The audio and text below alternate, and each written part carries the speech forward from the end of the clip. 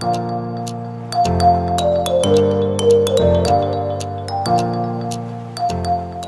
ahora sí, Alejandro, muchas gracias por estar ahí. La verdad que es un placer conectarnos desde tan lejos, pero estar tan cerca. Así que nada, bienvenido. Bueno, muchas gracias a ustedes, el placer es mío.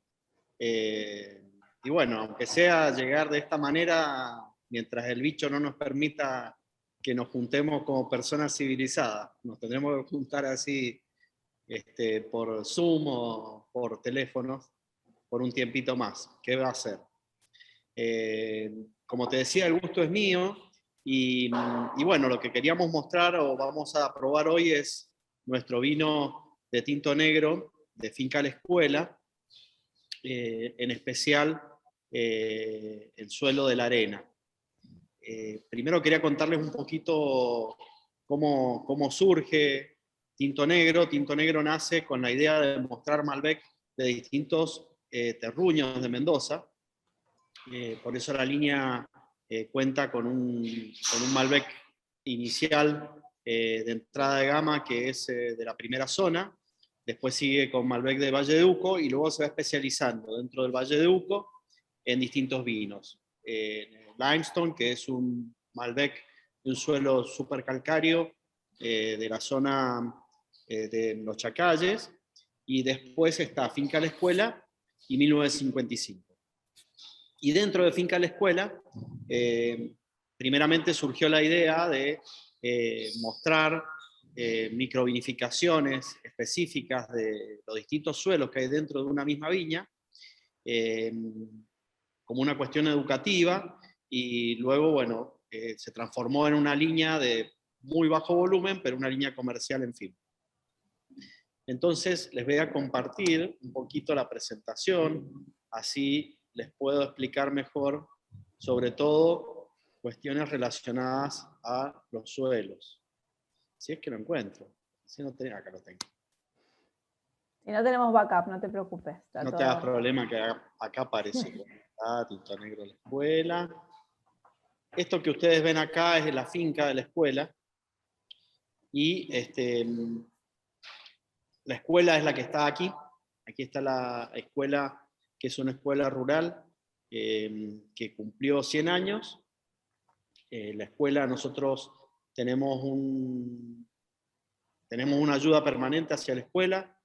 La última cosa que ocurrió, que me trae mucho orgullo, es que, bueno, donamos una parte del terreno para la construcción de un nuevo edificio que necesitaba la escuela para el comedor de los chicos y también para la recepción de chicos durante la época de cosecha.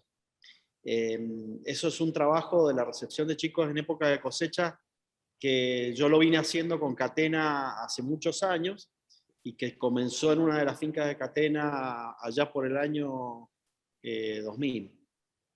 Y bueno, surgió de vecinos de la zona que me comentaron que estaban viendo dónde iban a poder hacer el comedor y que no sea muy alejado de la escuela, y entonces ahí decidimos donar ese terreno.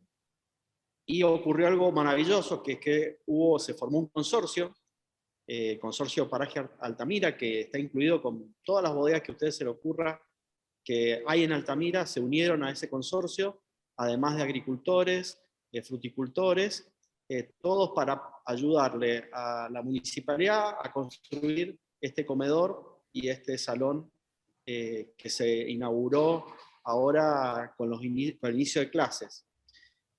Así que ahí estuvimos presentes en la inauguración y bueno, la verdad que está buenísimo porque yo tengo una historia con las escuelas, porque mi abuelo fue maestro rural y bueno, mi papá se crió en una escuela rural, en la cual mi abuelo era el director. Era una escuela que tenía hasta tercer grado. Y bueno, poder aportar un grano de arena a la comunidad educativa y a la zona me parece algo fantástico, porque es la única manera que permite que haya progreso real y bueno, y que la gente quiera quedarse en el campo. No lo pienso más con esas cosas. Acá está la escuela, ¿no es cierto? La escuela antigua escuela de piedra. Acá atrás, esta parte que se ve es la parte nueva que inauguraron a inicios de clase. Vamos a la parte técnica entonces. Acá ustedes pueden ver el pueblo de la Consulta, y de este lado está la cordillera, está la montaña, y acá se ve perfectamente este abanico aluvional.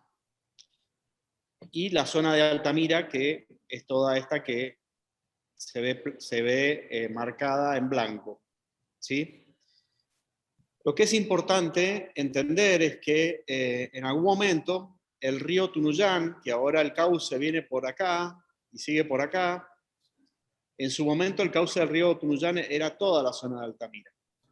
Digamos, el río Tunuyán ocupaba, era un río mucho más amplio, y pasaba por donde es actualmente Altamira.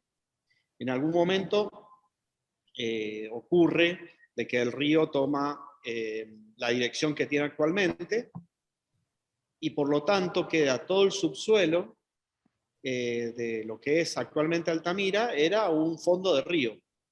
Entonces los fondos de río son pura piedra, pedregosos, y tienen distintos relieves, es decir, que el río va formando relieves de por a donde pasó más agua o menos agua, y esa es la base o el piso de todo lo que es el paraje Altamira.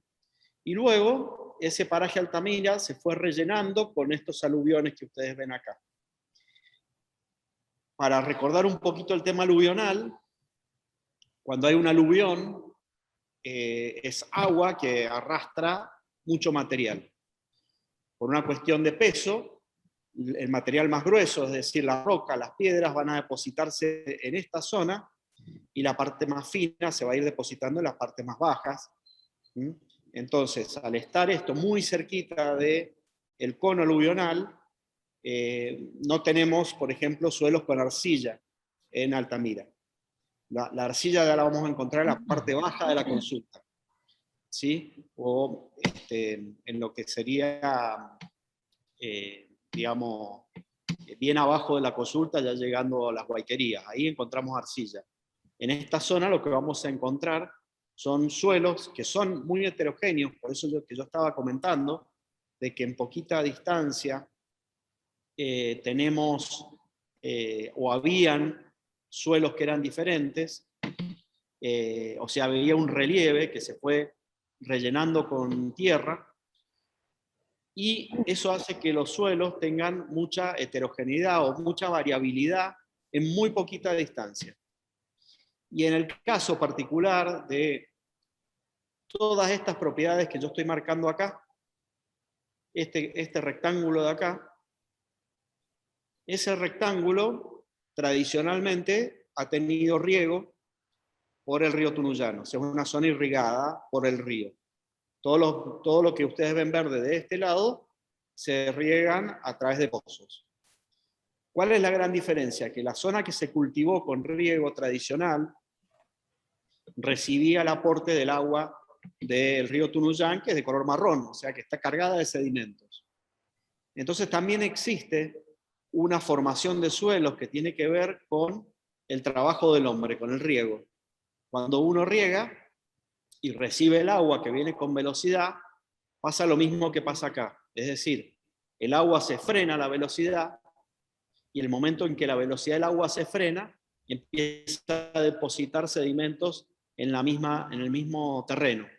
Entonces es común en todos los suelos de esta zona que las cabeceras, es decir, donde se recibe el agua, hay una acumulación ya que tiene más de 100 años de arena, y en el pie de la hilera hay una acumulación de limo. Es decir, que también no solamente existe una variabilidad que tiene que ver con la formación geológica o hidrogeológica, sino que también hay una formación de suelos que tiene que ver con la tradición y con el riego del hombre. Para ver eso también de otra manera, les voy a compartir este videíto que es muy cortito y que muestra dos calicatas en Altamira. A ver, ahí va. Ahí se está viendo Maya, sí, ahí se ve. Entonces ahí ven un suelo arenoso, y uno camina, nada, 3 metros, y tienen ese mismo suelo pedregoso. Ahí tienen la piedra, tienen el calcáreo, tienen un suelo que es súper somero, es decir, que tiene muy poquito cantidad de tierra. Entonces, eso que ustedes acaban de ver, eso es Altamira. Es en distancias muy pequeñas, hay una gran variabilidad de suelos, que tuvo que ver con que esa parte que tiene el suelo al principio más profundo, era una parte donde corría antes el agua del río, por lo tanto se acumuló más cantidad de material. Y la otra parte era un alto de piedras, en donde ustedes lo que ven blanco es la acumulación de carbonato de calcio que ha ido ocurriendo a través de los años. El origen del carbonato de calcio, les recuerdo que pueden tener dos orígenes. Uno, que exista carbonato de calcio que vino con los aluviones desde la montaña, y la mayoría, que es el que encontramos sobre las piedras en la zona de Altamira, tienen que ver con la formación de carbonato de calcio in situ.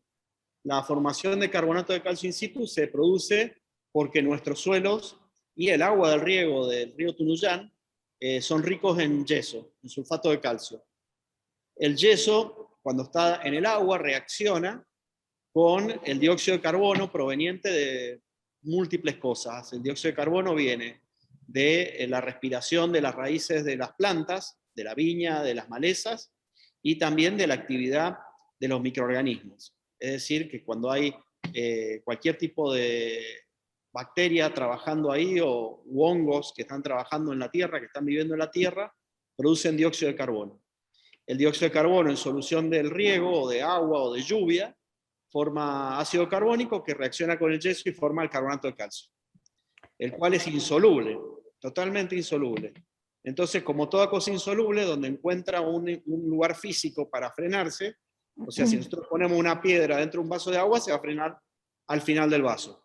El carbonato de calcio generalmente se apoya sobre las piedras, se apoya sobre la piedra y la impregna la piedra de carbonato de calcio. Eso es lo que es súper interesante con respecto al carbonato de calcio, de cómo se forma. Perdón, Y lo Ale, otro que para mí es súper interesante es que el carbonato de calcio genera una superficie que es súper rugosa, es decir, una superficie muy amplia. Es como una esponja que se forma arriba de la piedra. Y el carbonato de calcio tiene la capacidad de absorber agua. Es decir, que el riego, la lluvia, hace que esa zona conserve la humedad. Donde se conserva la humedad hay vida, hay microorganismos. Entonces, no solamente la raíz de la viña intenta estar sobre el carbonato de calcio porque hay agua, sino que también hay microorganismos viviendo ahí, y existe mucha interacción entre los microorganismos del suelo con las raíces de la viña. Y eso es lo que genera que exista una absorción diferente de ciertos minerales en los suelos calcáreos, y que hacen que aparezcan aromas que son muy distintos. Esos aromas muy distintos se relacionan con la tiza a veces, y por eso hay una relación como que, claro, es blanco y tiene aroma a tiza, pero el calcario no olvidemos que es insoluble. No hay un pasaje de calcario desde el suelo hasta el vino. Es imposible. ¿Te puedo hacer una pregunta, Colo, con respecto a Sí. estas dos, que vos contabas, estas dos orígenes, por decirlo de alguna manera, del carbonato de calcio, que hay como dos maneras de que pueda estar ahí? ¿Hay alguna diferencia en cuanto a vino o es indistinto? Digamos, en el vino No, terminado. en realidad a veces cuando vos tenés el carbonato de calcio que vino con un aluvión, es que vas a tener mayor concentración, vas a tener más cantidad de carbonato de calcio. Y va a tener, digamos, tiene más origen directo marino. El carbonato de calcio tiene que ver con la descomposición de todos los crustáceos marinos. Entonces, tiene que ver mucho con lo marino, y en el caso de cuando se forma in situ también tiene que ver con lo marino, porque el yeso viene de esa descomposición de todo de lo marino en el suelo, se descompone, forma yeso, se transporta y termina a través del río o lo que ya existe en el aluvión, y se vuelve a formar el carbonato de calcio. Digamos, es como un ciclo que vuelve a formar el carbonato de calcio. Perfecto, gracias. Y bueno, en el caso particular de nuestros vinos de Finca La Escuela, lo que nosotros hacemos son microvinificaciones de los distintos suelos, que en nuestra viña en particular nosotros le llamamos la arena, que básicamente son las cabeceras, son cabeceras que se han acumulado a la arena, como yo les decía, por más de un siglo, de tanto tiempo de riego tradicional. Después los pies son bien limosos, que también tiene mucho que ver con la acumulación de limo por los efectos del riego. Y después tenemos lugares con piedras con mucho calcario, como el que vimos recién en el video, y lugares que son como intermedios, que tienen muchas piedras pequeñitas, que a nosotros nos gusta llamarlo la grava, porque es un suelo de grava, es decir, que hay arena y limo y muchas piedras, y ese suelo es un suelo de grava. Y bueno, y eso genera que haya una diversidad de sabores. Para mí la diversidad de sabores, cuando uno está teniendo en cuenta que es el mismo clima, digamos, no hay mucha diferencia climática dentro de una viña, sobre todo en una viña pequeña, puede haber una pequeña diferencia microclimática en una noche de helada, pero no hay una diferencia en la formación de aromas por el tema climático o por el tema de sol en un mismo lugar. Entonces la gran diferencia tiene que ver con el suelo. Y tiene que ver por distintos factores. Una tiene que ver con la profundidad de los suelos. La profundidad de los suelos para mí es muy importante comprenderla en el sentido de la fertilidad. ¿Qué quiere decir eso? Quiere decir que cuando hay más profundidad de suelo puede haber más exploración radicular y por lo tanto un suelo, no importa cómo sea el suelo más profundo, un suelo de la misma característica, arenoso, más profundo, y un suelo arenoso menos profundo, es más fértil siempre el más profundo, porque hay más agua y hay más minerales, y la planta tiene más posibilidades de explorar, por lo tanto hay un tema que tiene que ver con la fertilidad y con la captación de agua en función de la profundidad. Lo otro que tiene que ver, obviamente, es en la textura, es decir, qué cantidad hay de arena, relación de arena, limo y arcilla en un suelo, eso es la textura del suelo. Es decir, si el suelo es arenoso, o si es limoso, o si es arcilloso. Los suelos, según la textura, van a tener una capacidad de retención de agua diferente. Los suelos arenosos retienen menos el agua, los arcillosos retienen más el agua. Casualmente se habla que los suelos que son arcillosos se les dice suelos pesados, y eso tiene que ver con que son más difíciles de trabajar, pues son más duros si están secos, y si están húmedos se hace barro, y entonces se les llama suelos pesados. Pero físicamente un suelo arenoso es más pesado que un suelo arcilloso. A lo mejor es difícil de comprender, pero si uno toma un metro cúbico de arena versus un metro cúbico de limo, pesa más el metro cúbico de arena, porque es más grande y tiene mayor peso. Es decir, que lo que todos le llamamos a suelos pesados, en realidad son los arenosos y no los arcillosos. Otra cosa que tiene que ver con el suelo, aparte de la capacidad de retener el agua, digamos, tiene que ver, es importante la temperatura de los suelos. Los suelos más arcillosos o limo, en general, tienen una dinámica más lenta de la temperatura, son más estables en la temperatura del suelo y son más fríos. Los suelos arenosos se calientan mucho más rápido, sobre todo en superficie. Y en general las partes arenosas tienen una brotación más anticipada que la parte limosa. O sea, dentro de una misma viña uno va a encontrar diferencias en la brotación. Lo primero que va a brotar van a ser los suelos arenosos y las partes de piedra. Y que tiene que ver también con la reflexión de la luz y del calor hacia la planta. ¿Se entiende más o menos hasta ahí todo esto? Sí, ¿te puedo hacer una pregunta? Sí. Igual es ciencia ficción, ¿no? Pero digo, vos que estás contando esto de bueno, de cómo las plantas brotan distintas y se comportan distintas según el suelo, pero teniendo una finca con varios tipos de suelo, ¿manejarías la poda o los sistemas de conducción de manera distinta si pudieras elegir? Mirá, en realidad la poda se maneja individualmente. Eso es lo que es muy interesante. O sea, para mí es súper importante la poda en una viña. Yo siempre digo que el vino comienza con la poda. El vino de la cosecha empieza, el año de cosecha empieza con la poda. En la poda, cuando se hace con calidad, sobre todo para mí la poda de más calidad es la poda de Guyot, la poda se hace planta por planta y se define en función de el vigor que tiene la planta, y eso tiene que ver obviamente con el suelo. Es decir, que las plantas tienen un mismo sistema de poda, pero se podan todas diferentes, ya que todas las plantas son distintas, porque Malbec es una población, y a su vez todos los suelos son distintos. Una de las cosas que yo estudié, porque cuando yo empecé a trabajar, en la parte técnica estaba como de moda la homogeneidad. Había una onda técnica en donde todo lo homogéneo era bueno, era lo mejor. Es decir, se creía que los clones eran mejores que las poblaciones. Se creía que los suelos homogéneos eran mejores que los suelos heterogéneos. Y entonces yo me puse a estudiar ese tema, y lo que encontré justamente es que lo divertido está en la diversidad. ¿Sí? Que tener todo, que lo homogéneo está bueno para la producción en volumen.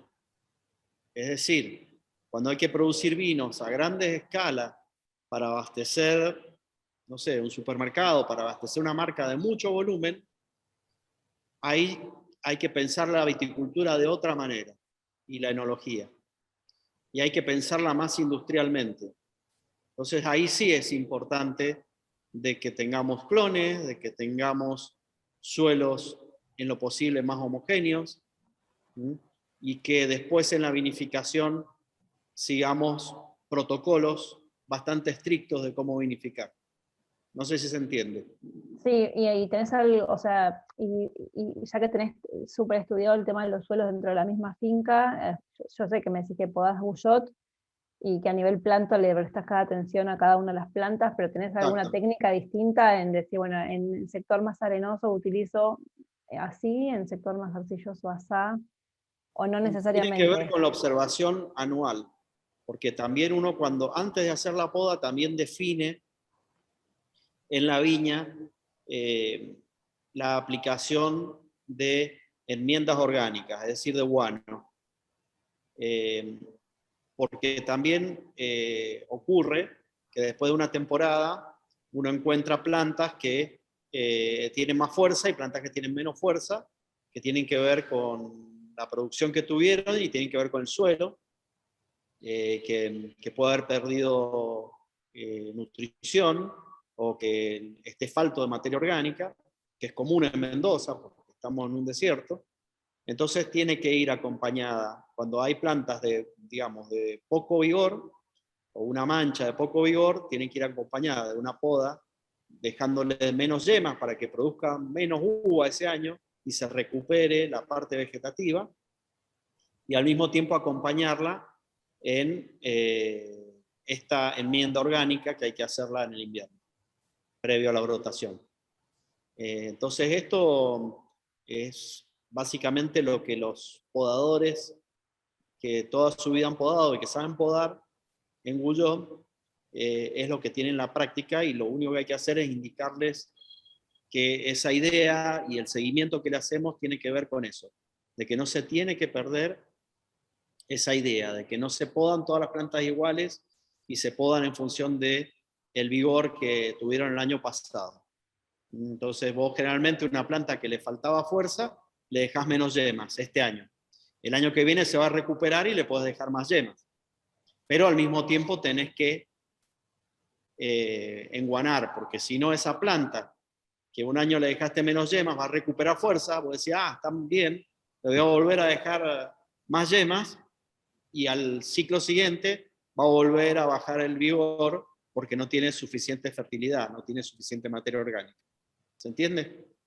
Perfecto. Entonces eso es un poco el trabajo que hay que hacer en la viña durante la época de poda y de definir las enmiendas y enguanar.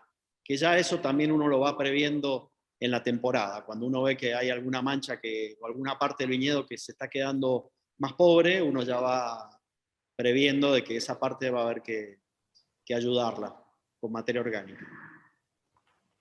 Perfecto. ¿Sí? Y bueno, nosotros entonces lo que sí me parece interesante que les comentaba de la importancia de la diversidad, de la heterogeneidad. Nuestro vino de Finca La Escuela es un vino que hacemos fermentando las uvas juntas. Es decir, no hacemos vinificaciones por separado de los suelos, sino que a mí me gusta vinificar al mismo tiempo, todo junto, porque también se produce como una especie de efecto de cofermentación cuando uno lo hace.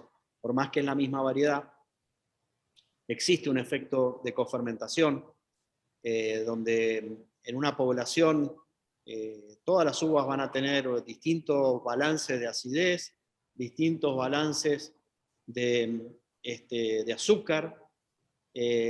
A su vez, al ser poblaciones, vas a tener plantas que tienen racimos más apretados, racimos más sueltos, pieles más gruesas, pieles más finas.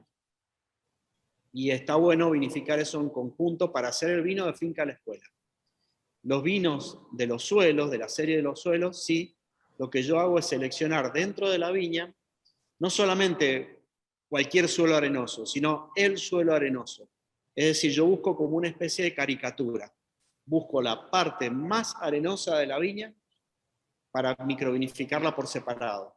Y lo mismo con los otros suelos.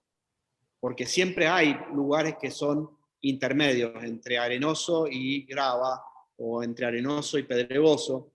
Entonces esos no los uso, sino que uso que sean bien característicos, bien arenoso, bien limoso, cosa que se generen esas grandes diferencias aromáticas. O sea, hay diferencias y no las hay, porque está el efecto de la viña y del lugar, y a su vez el efecto del suelo. Entonces aparece un hilo conductor que es similar en todos los vinos, pero a su vez aparece una gran diferencia aromática y de texturas y de tipos de vino en función de los suelos. En el caso del suelo de la arena, que veo que algunos ya se están sirviendo, me parece muy bien, así no nos hacemos aburrido. Hago un brindisito, salud. ¿Qué característica tiene la arena? La arena, como yo les comentaba, en general, al ser una cabecera, en el caso de nuestro viñedo, es una cabecera poco profunda, ¿sí? O sea que no es muy fértil. Y es un lugar, la arena tiene poca retención de agua. Nosotros en esta viña tenemos derecho de riego, es decir, recibimos el agua cada 8 días y se riega tradicionalmente. Entonces, dentro de la finca, si hay algún lugar que los años más cálidos, sobre todo, pueden llegar a sufrir un estrés o una falta de agua, es en la parte arenosa, es en la cabecera. ¿Por qué? Porque en la arena no es tan buena reteniendo agua y reteniendo la humedad, y puede ocurrir que entre riego y riego, si hizo mucho calor, pueda haber un déficit de agua. Eso por un lado. Por el otro lado, también la arena, que tiene mucho cuarzo, refleja bastante la luz, y además la arena se calienta mucho. Entonces uno tiene una irradiación sobre los racimos, en donde las plantas de la arena no solamente tienen las raíces más cálidas, sino también hay más reflexión y hay más calor sobre la uva. La otra zona que también puede tener más calor sobre la uva es la zona de piedra. Alde, te hago una consulta. Perdóname que te voy interrumpiendo, pero me van... surgiendo. ¿Esto lo cosechas en distintos momentos de cosecha? Digo, lo que es la grava, lo que es la arena. No, la idea es, yo las cosecho a veces no es el mismo día, pero seguro la misma semana. O sea, un día de diferencia puede haber por un tema logístico. Okay. Pero los cosecho el mismo día porque yo quiero que se acentúen más las diferencias. Porque lo que puede ocurrir, por ejemplo, es si uno cosecha más tarde el limo, pueden aparecer aromas más parecidos a la arena, porque madura, tiene más tiempo en la cepa y puede tener una sobremaduración. En cambio, si yo cosecho el mismo día o con 2 días de diferencia, voy a exaltar más esta diferencia que existió desde la brotación hasta la maduración. Entonces me gusta cosecharlo en el mismo momento. Distinto del caso de finca a la escuela, que yo hago múltiples cosechas. Cosecho durante 2 semanas en general. Estoy 2 semanas cosechando mezclas de distintos suelos y microvinificando. Perfecto. Se hace así de esta manera. Lo que sí también realizo en general son vinificaciones con racimo entero. Esto lo vinifico en beans y la uva está pisada. Y me parece importante el racimo entero porque el escobajo para mí es fuente de aromas. Cuando uno hace maceraciones cortas, como es el caso de lo que se microvinifica en beans, no hay una extracción importante de tanino del escobajo, sino lo que hay es una extracción de aromas, sobre todo. Y los aromas en determinados viñedos de los escobajos son característicos del lugar y tienen que ver con el suelo. Entonces, para mí es un componente más aromático que tiene que ver con el terroir. Por eso me parece importante cuando hago los suelos, si me lo permite la cosecha, tratar de microvinificarlos con el racimo entero. Perfecto. La vinificación, entonces, como les comentaba, es recibimos la uva, la pisamos con los pies limpios, por supuesto, y luego eso, digamos, tiene una vinificación, tiene una fermentación con levaduras indígenas. Lo que se hace durante la fermentación es el movimiento, es un punching down, un movimiento de la uva que se puede hacer con las manos o con un pisón, pero se pisonea. Generalmente hay más trabajo durante el inicio de fermentación, es decir, cuando hay poquito alcohol, cuando es sobre todo solución acuosa, y una vez que tengo una cantidad de alcohol determinada y en la degustación me dice, empiezo a trabajar con extracciones menos fuertes. Es decir, cuando uno hunde los sombreros 3-4 veces en el día, la extracción es mayor, y esa extracción mayor me gusta hacerlo en fase acuosa, cuando hay poco alcohol, para extraer aromas, para extraer color de las pieles. Y una vez que tengo alcohol, voy muy despacio porque no quiero extraer amargos de las semillas ni amargos de los escobajos. ¿Completás la fermentación con el escobajo? ¿Cómo? ¿Completás la fermentación con el escobajo? Sí, la fermentación termina en el vin. Digamos, cuando empieza a secarse el vino, cuando empieza a pasar de mosto a vino, es decir, cuando está más o menos en 9 de alcohol, ahí ya lo único que hago es mojar los sombreros con una jarrita o hundir a penitas los sombreros para mantenerlos frescos 1 o 2 veces por día, termina de fermentar y se desvina. Es decir, no hay maceraciones extendidas. Las vinificaciones, microvinificaciones en beans tienen bastante aporte de oxígeno, entonces cuando termina la fermentación hay poco carbónico que las protege y se corre riesgo de oxidaciones. Entonces yo, ni bien termina de fermentar, desvino y va a barricas usadas. A barricas usadas para poder madurar ahí en las barricas. Generalmente están un año, entre 10 meses a 15 meses, depende del año, y luego se embotella. ¿Y cuánto haces de cada uno? ¿De arena y de todos los suelos? Bueno, hemos ido aumentando, no sé bien, no me acuerdo exactamente en la cosecha que ustedes tienen, pero sí me acuerdo, la cosecha 2021, que hemos aumentado este año las cantidades, pero inicialmente habíamos comenzado con un barril de cada suelo y después lo pasamos a 4 barriles. Ahora Bueno, estamos muy en 8 poquito, barriles por suelo. Sí, muy en 8 poquito, barriles de cada suelo.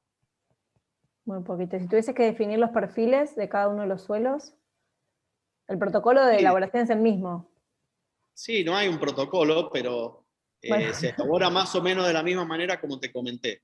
bien, O sea, los protocolos existen en el sentido de que hay una forma de trabajo que es a través de hacer hundir sombreros, pero no es que se hunde sombrero hoy, el primer día, tanto tiempo, el segundo día, tanto tiempo, no. Se va probando, se va viendo la evolución de la fermentación y en función de la degustación diaria se va definiendo los trabajos.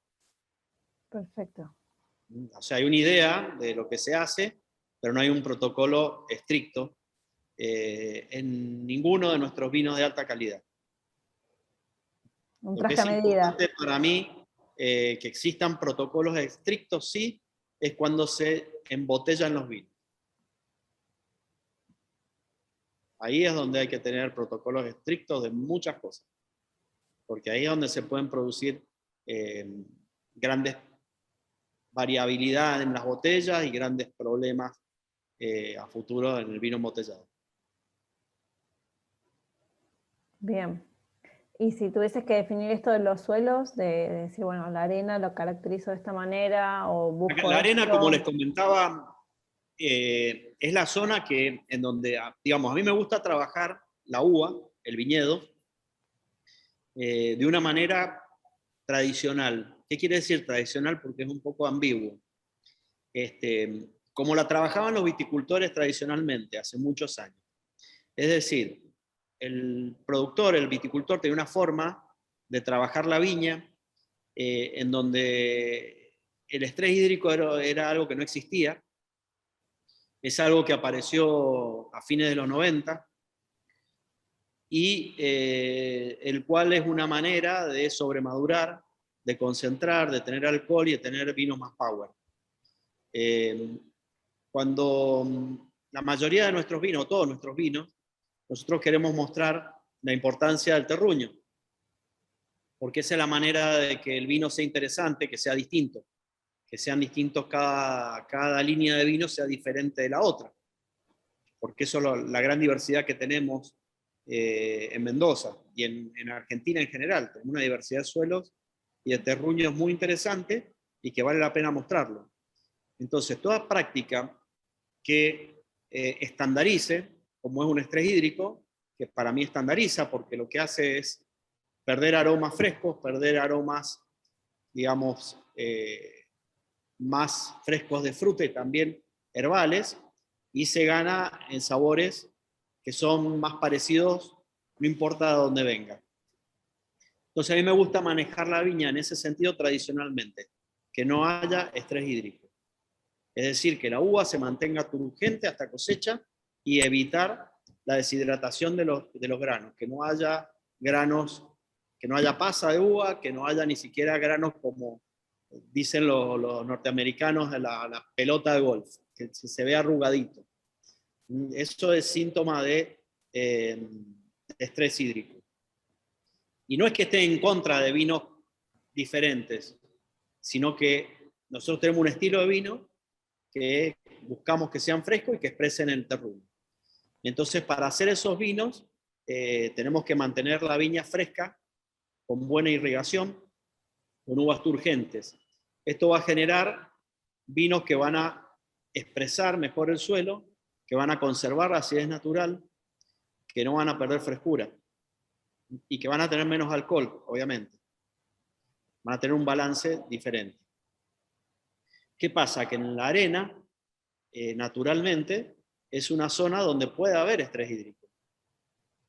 Porque hasta que me viene el próximo riego, y si hay un par de días de mucho calor, puede ocurrir que la planta se estrese, que tenga demasiado calor la uva y que se produzca alguna deshidratación. Entonces, en los suelos de la escuela, la arena es el vino vino que puede llegar a ser el más generoso, realmente. Es decir, el Malbec que tiene características más dulzonas, sobre todo eso, que tiene características más dulzonas, más maduras, más que pueda parecer la sigla, digamos, más aromas que tengan que ver con lo más maduro, sin ser un sobremaduro excesivo, porque seguimos trabajando con riegos en donde buscamos que no se deshidrate y pueda aparecer alguna deshidratación. Y como buscamos que no se deshidrate, siempre tiene mucha frescura este vino de la arena. Digamos, si uno los prueba juntos va a ser el más generoso, el más dulzón, pero sin perder la frescura y la acidez y la tipicidad del calcario. Ahí hay mucho calcario y muy cerquita porque los suelos son someros, son poco profundos. Ay, qué ganas de probarlo. Me quiero para allá ya. No llegó hasta allá. ¿Dónde estás vos, Valeria? En España, un poquito En lejos. España. Pero bueno, ya me iré para buscarlo. No sé si querés que abramos a los socios que quieran preguntar. Sí, por supuesto, lo que quieran. A ver, no sé, si quieren ir preguntando, pueden seguir mandando las preguntas por el chat, o si quieren aprovecharlo a Ale y hacerle la pregunta face to face o face to... A Mercedes. A ver, ahí, Rodri, ¿me ayudás a...? Yo veo que Mercedes levantó la mano. Yo, sí.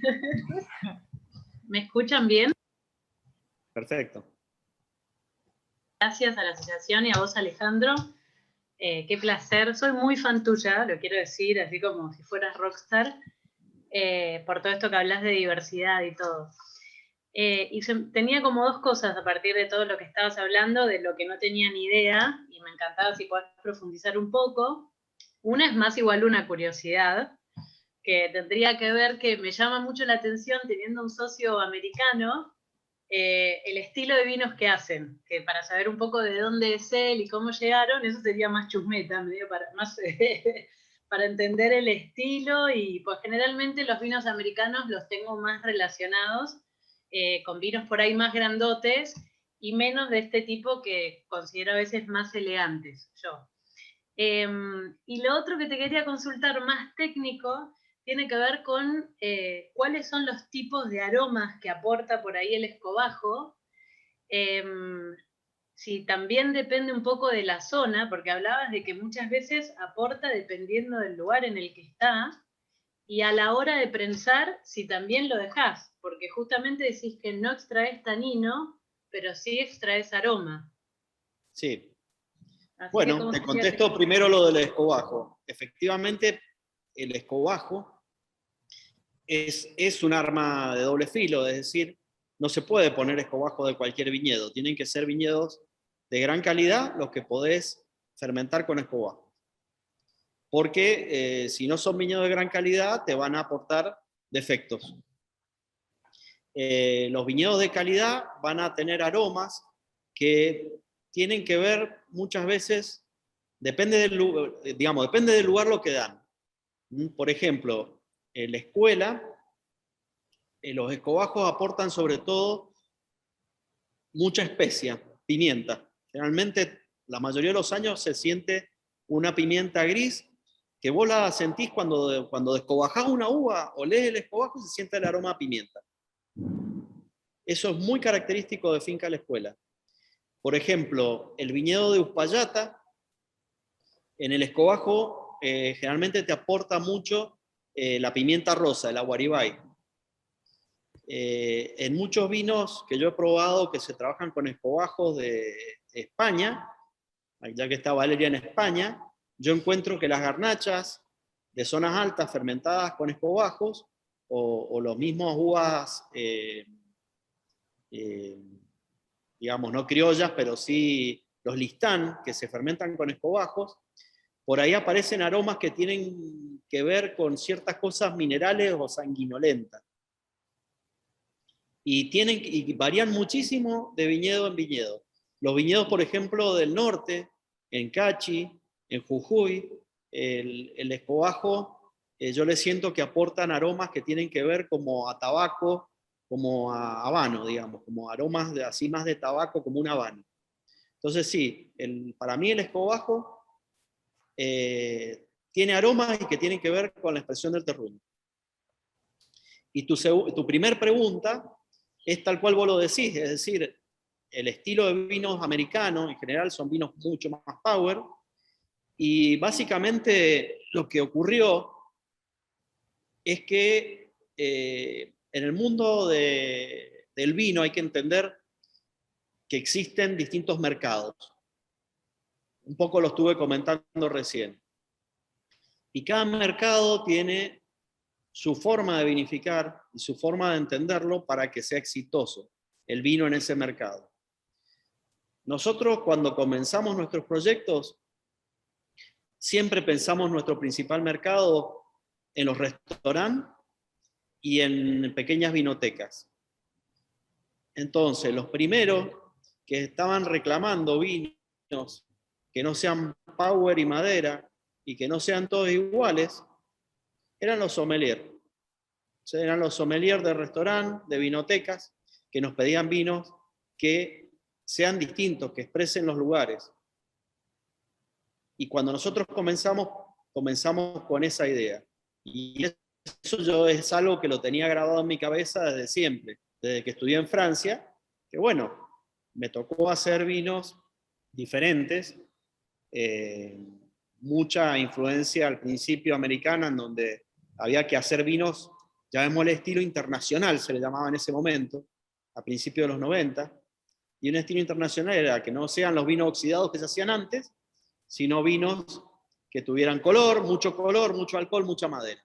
Esos eran los vinos internacionales.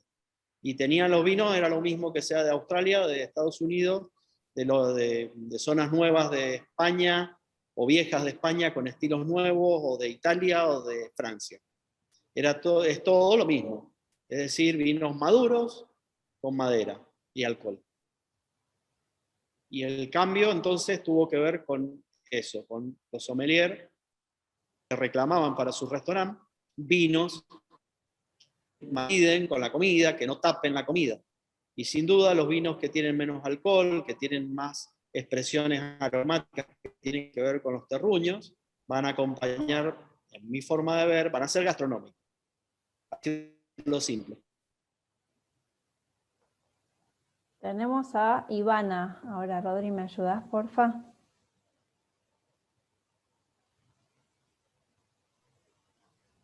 Hola, ¿qué tal? Buenas tardes. ¿Se me escucha bien? Perfecto, Ivana. ¿Qué tal, Alejandro? Mucho gusto, gracias. Quería hacerte una consulta. Hablabas de racimo entero. ¿Hay chances de algún tipo de maceración carbónica en tus vinos? Sí, yo hago algunos vinos. ¿Qué impacto tienen sobre tus vinos? ¿O cómo la buscas? Si es que la buscas o dejas que se genere naturalmente, espontáneamente. No. La maceración carbónica, cuando la hago, lo que hago es, tiene que ser una selección muy importante en viñedo de los racimos, porque tal cual llega en el vin, ese mismo vin, yo lo cierro. Generalmente lo que hago es, le agrego un poquito de vino en fermentación blanco. O sea, un mosto blanco en fermentación. Y si no hay blanco, tinto en fermentación, pero el mosto, no tenga nada de orujo. Se le agrega en el fondo un poquito de mosto en fermentación y lo tapo al vin con film. Ajá. Ese mosto en fermentación va a generar carbónico. Y lo dejo cerrado entre 4 a 7 días. Y recién ahí lo abro y se produjo la maceración carbónica. Y después lo piso. La maceración carbónica es muy interesante en algunos vinos y sobre todo lo que producen es un impacto aromático muy interesante. O sea, hay una formación aromática muy linda, muy diferente, según hay una exaltación de los aromas que tienen que ver con los escobajos, mucho. Hay mucho dominio del escobajo aparte de la fruta.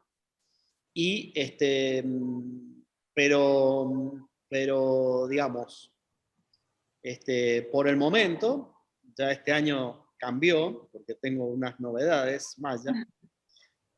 No tenemos un vino que sea 100% Claro. maceración carbónica. ¿No considerás un poco que la carbónica quita un poco la varietabilidad, le quita la personalidad al vino?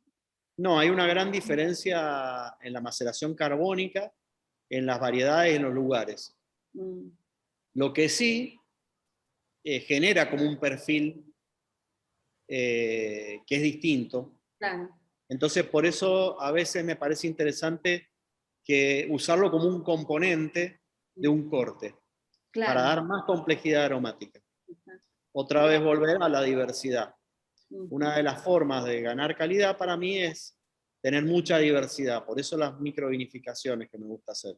Para que cada microvinificación, por más que vengan de sectores vecinos, van a ser diferentes. Y van a producir vinos similares pero distintos, y después cuando uno los junte en un corte, vas a tener más complejidad del mismo lugar. Claro. Y no van a ser tan lineales.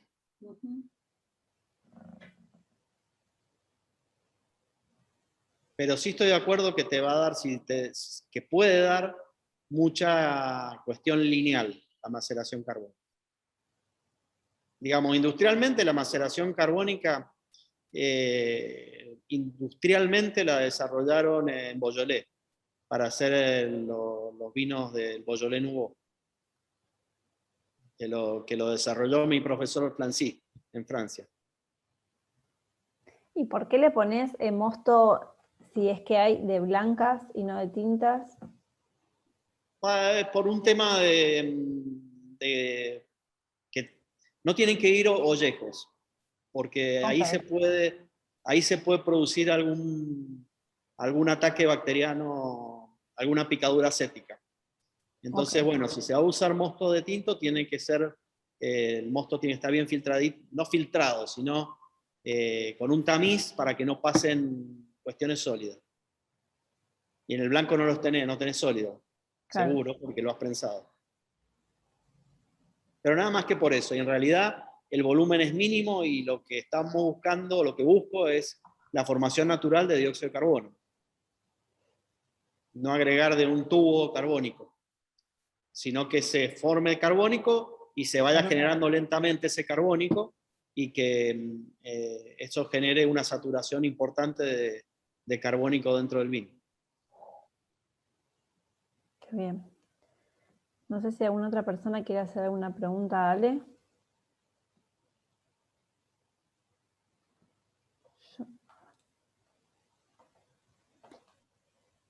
Bueno, espero que les haya gustado el vino, por lo menos. Bueno, ahí está. A Eduardo.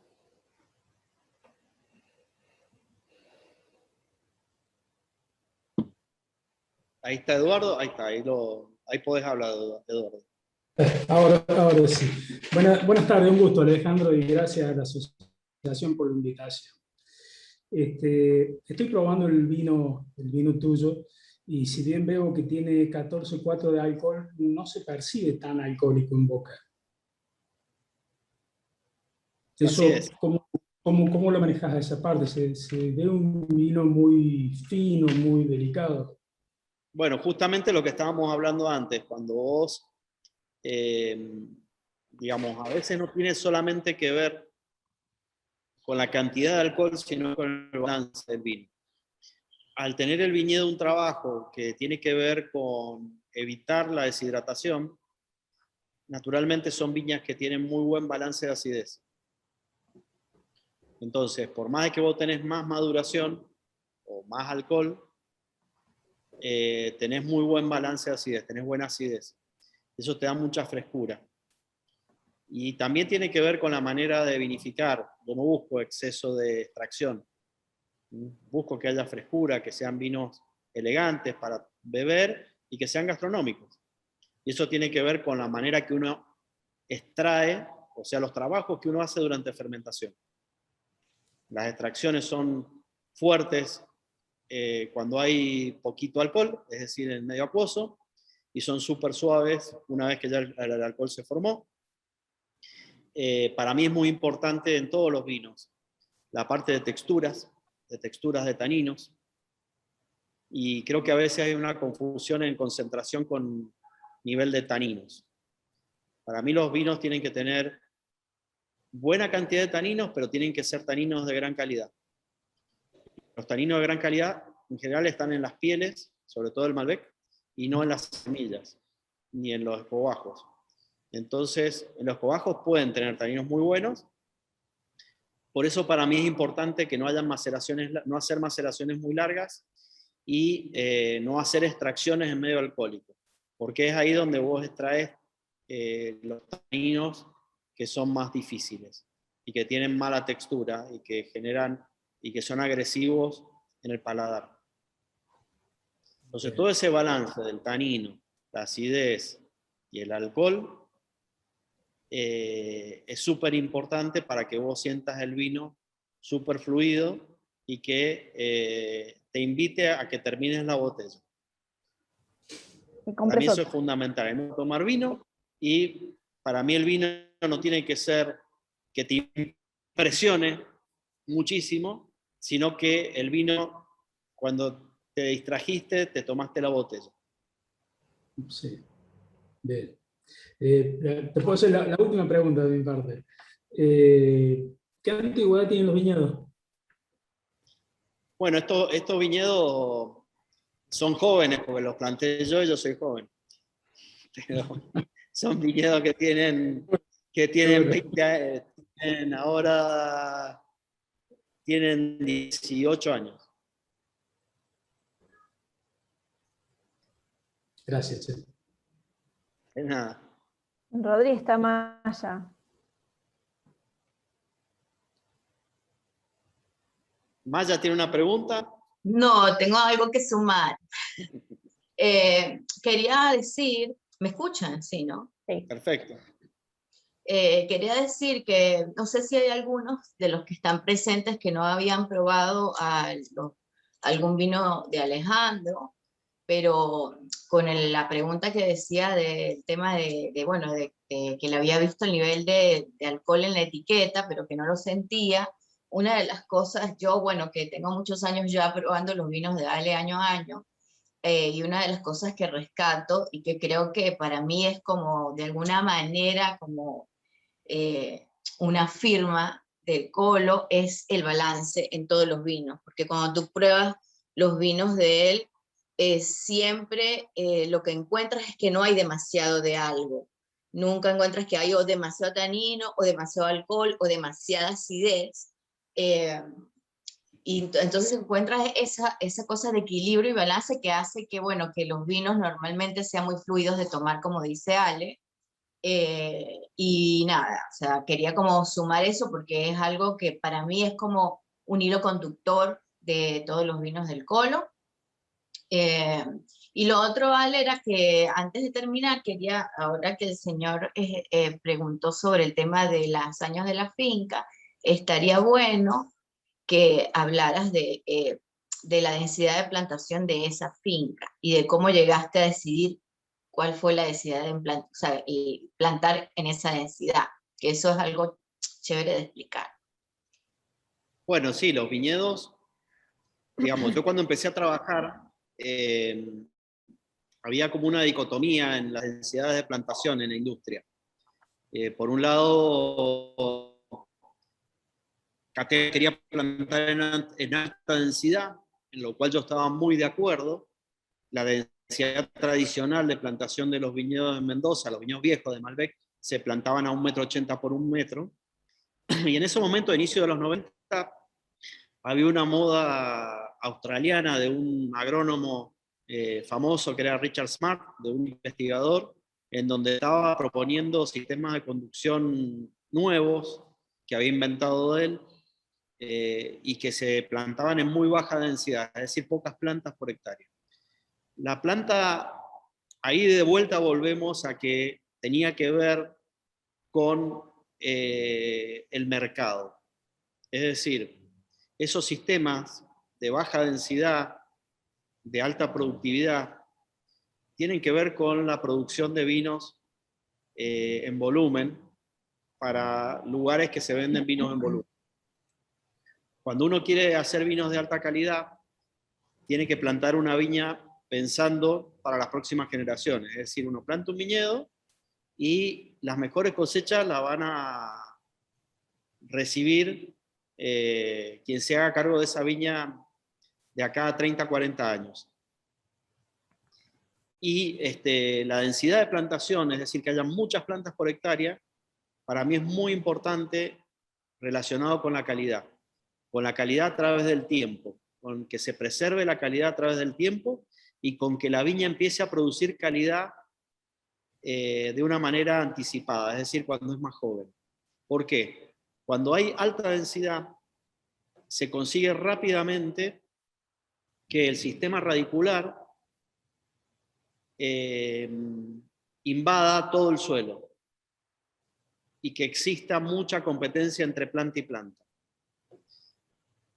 Si las plantas o las raíces o el sistema radicular está tomando de todo el suelo posible, que es el suelo agrícola existente en el lugar,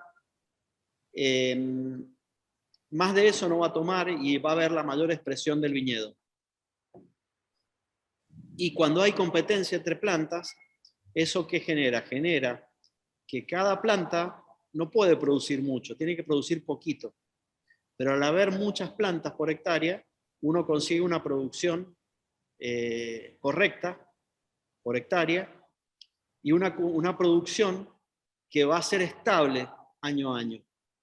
Los viñedos de baja densidad son muy productivos cuando son jóvenes y cuando tienen una cierta edad dejan de producir. Tienen muy baja producción y dejan de ser rentables. Los viñedos viejos de Mendoza son viñedos de alta densidad, a 1,80 por 1. Es decir, 5.555 plantas por hectárea.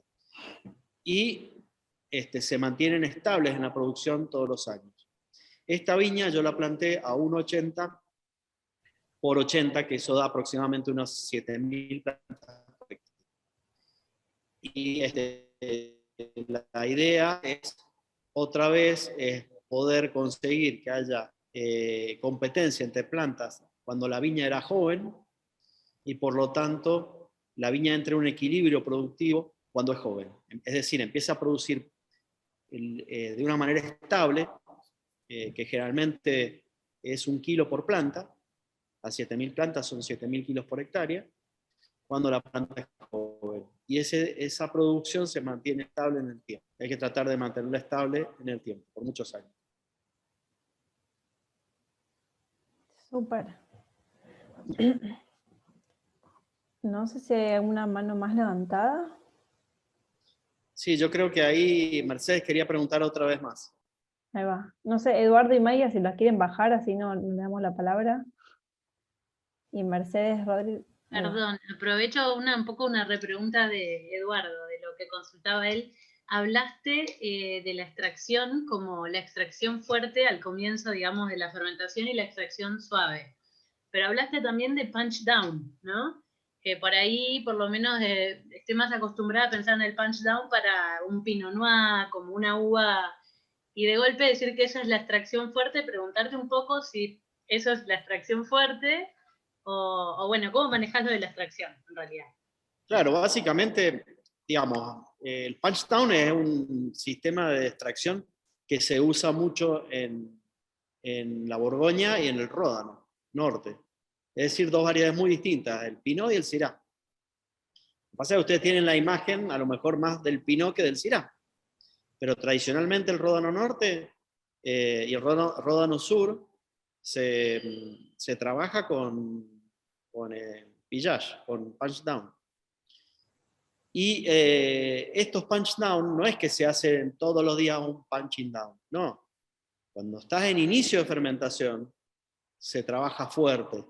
Y al final de la fermentación, o cuando ya hay cierta cantidad de alcohol, generalmente mojan los sombreros con balde. El punching down es una extracción fuerte, pero hay que hacerla a inicio de la fermentación cuando no hay alcohol. Obviamente que si ustedes hacen un punching down cuando ya la uva, cuando está casi terminando de fermentar, y va a haber una extracción muy fuerte. Y vas a extraer tanino por todos lados.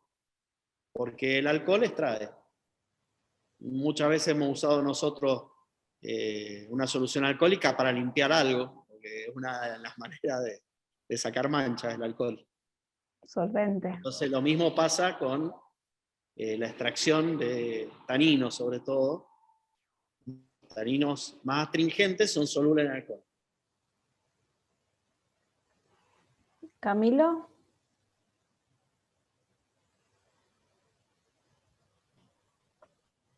Hola, Colo. Primero, gracias por esta charla. Y quisiera hacer una pregunta, porque hablamos mucho de la expresión y diversidad del terroir, pero ¿cuál sería tu postura con el tema y uso de la madera, por ejemplo? Bueno, la postura mía es muy clara. La madera, que la tenés acá atrás, es muy buena para madurar el vino. Es decir, vos terminás de fermentar y tenés que madurar los vinos. Los vinos necesitan, sobre todo, oxígeno, una microoxigenación. Es por eso que yo la mayoría de los vinos trabajo con niveles de roble nuevo muy bajos. La mayoría de esta cava la hice comprando barricas usadas. Y empecé comprando sobre todo barricas usadas, y todos los años voy comprando ya una cantidad de barricas nuevas para ir renovando o eliminando las barricas usadas que ya no aportan, que no me agradan. Digamos, a veces la barrica usada llega un momento en que sentís que te seca el vino o que no está funcionando como corresponde. Y ahí la eliminás. O que pierde. Ocurre en un momento que empieza a perder, que se quiebra una duela o se fisura una duela y empiezan a perder, y bueno, la tenés que desechar. Pero la mayoría de nuestros vinos tienen un volumen o una cantidad de roble nuevo muy baja. Porque sin duda el roble es muy rico, tiene mucho sabor y aporta mucho sabor. Entonces, si uno quiere expresar terruños, si pone 100% de barrica nueva, va a expresar el terruño del bosque de donde vino el barril, y el tostado del que lo tostó.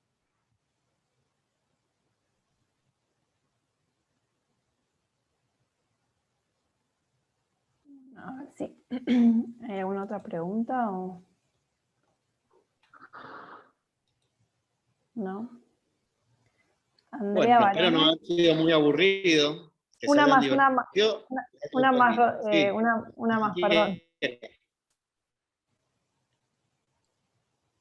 Sí, quería saber, sobre todo en estos suelos arenosos, ¿cómo trabajás el pH? ¿Corregís mucho pH? No, yo no corrijo. Te vuelvo a comentar. Nosotros, el tema de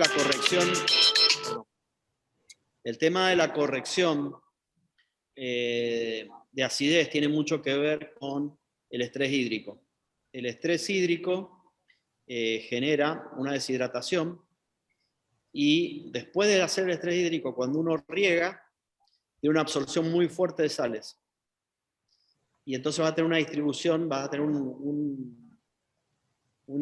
ingreso al racimo de muchos cationes, de muchas sales, que van a hacer que aumenten los pHs y que caigan las acidez. Igual supongo que tratarás de deshojar poco, ¿no? Para Yo no que deshojo. Claro. Yo no deshojo, yo no raleo. La producción la defino con la poda. Entonces no hago ni deshojes ni raleo. El deshoje te va a fomentar la deshidratación y la sobremaduración, y siempre en la sobremaduración vas a tener menor acidez y mayor pH. Entonces, la manera de conseguir acidez natural es manteniendo la uva turgente. Pero, si llega a ocurrir que un año es más cálido y la acidez se cae y está más salino, digamos, el mosto, y los pH no están donde deben estar, se corrige con ácido tartárico. Si hay que corregir, se corrige. Nosotros tratamos de no hacerlo, en general no lo hacemos. Pero puede ocurrir algún vino en particular, algún año en particular, no en el caso de esto de la escuela, sino de alguna uva que compremos, de que haya tenido algún problema de estrés o algo, y que pueda tener de golpe que uno se encuentre que la acidez está bajísima y el pH está en 4. Entonces, eso lo único que va a fomentar es que tengas un problema, una picadura láctica, se te va a desviar la fermentación. Entonces, no hay que ser papista. Por lo menos no más que el Papa, un poquito menos. Impecable. Bueno, ahora sí, bueno, agradecerte, Colo, Maya, que están por ahí, toda la predisposición, toda la logística para que lleguen los vinos a todos los puntos de pick-up. Agradecer a todos los socios que están de varias partes del país, conectándonos, bueno, a través de un vino y una historia de la mano del enólogo. Así que agradecerles a todos. Les recuerdo de nuevo, si van a hacer posteos en redes, por favor, no se olviden de arrobar a la bodega Tinto Negro y a la Asociación Argentina de Sommeliers para que lleguemos con la comunicación a más lugares. Y bueno, nada, un brindis virtual, yo con agua, pero bueno, en definitiva, un brindis virtual, y espero poder, bueno, que nos veamos en la próxima edición de Un Vino y una Historia. Gracias, Ale, gracias, Maya. Gracias a vos, Valeria. Un gusto tenerte a vos de tan lejos, que debe ser tarde ya por allá. Y a todos, y espero que se cuiden mucho, cuídense muchísimo, está muy duro esta cepa nueva, y vernos pronto en el mercado, en la calle. Esperemos que a fin de año podamos juntarnos. Salud, mucha salud. Eso, y si no, tomar vino igual, por más que no nos juntamos. No, obvio, eso hay que seguir. Muy bien. Bueno, gracias a todos y a todas, buenas noches.